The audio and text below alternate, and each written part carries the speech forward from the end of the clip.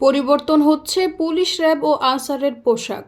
গত বছরের ৫ আগস্টের পর পুলিশের সংস্কার সহ তাদের পোশাক পরিবর্তন নিয়ে নানা আলোচনার পর অবশেষে সেটা বাস্তবায়ন করা হচ্ছে বলে জানিয়েছেন স্বরাষ্ট্র উপদেষ্টা লেফটেন্যান্ট জেনারেল অবসরপ্রাপ্ত মোহাম্মদ জাহাঙ্গীর আলম চৌধুরী। সোমবার স্বরাষ্ট্র মন্ত্রণালয়ের সভাকক্ষে আইনশৃঙ্খলা সংক্রান্ত কমিটির সভা শেষে সাংবাদিকদের এসব তথ্য জানান স্বরাষ্ট্র উপদেষ্টা। তিনি বলেন, আইনশৃঙ্খলা বাহিনীর নতুন পোশাকের অনুমোদনের হতে পারে খুব শিগগিরই। ইতিমধ্যে 18টি পোশাক পরিহিত পুলিশ, আনসার ও র্যাবের প্রতিনিধি দল বৈঠক করেছেন। জাহাঙ্গীর আলম চৌধুরী বলেন, এখনও 31,648 জন অবৈধ বিদেশি বাংলাদেশে অবস্থান করছেন। 31 জানুয়ারির মধ্যে কেউ বৈধতা না দিলে তাদের বিরুদ্ধে আইনগত ব্যবস্থা নেওয়া হবে।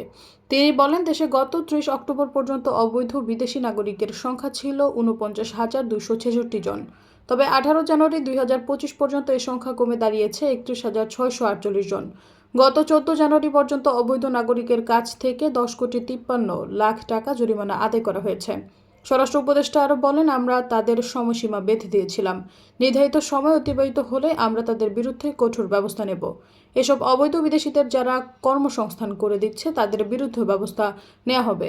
সৈয়দা ফারিয়া, সমযোগ।